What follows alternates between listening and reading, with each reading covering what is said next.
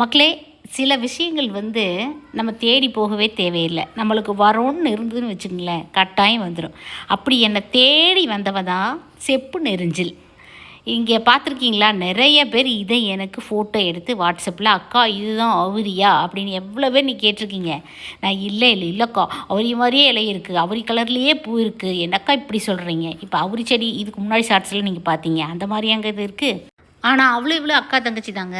அவுரி குடும்பத்தை சேர்ந்தது தான் இண்டிகோஃபெரா எனஃபில்லா அப்படிங்கிறது இதோட பொட்டானிக்கல் நேம்.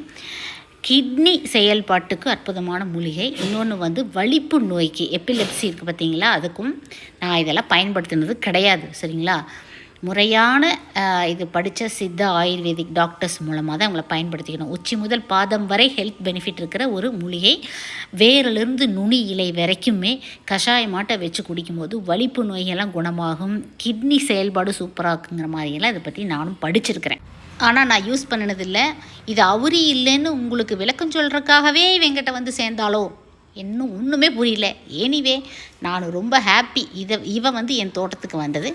அப்புறம் என்ன, விதைகளை சேகரித்து அப்படியே நம்மளும் கொஞ்சம் வளர்க்க ஆரம்பிக்க வேண்டியதான். சாதாரணமாகவே இலைகளில் டீ மாதிரி கஷாயம் மட்டும் போட்டு குடிக்கலாம், ஒன்றும் பிரச்சனை இல்லைங்கிறாங்க. ட்ரை பண்ணி பார்த்துட்டு நான் சொல்கிறேன். Happy gardening.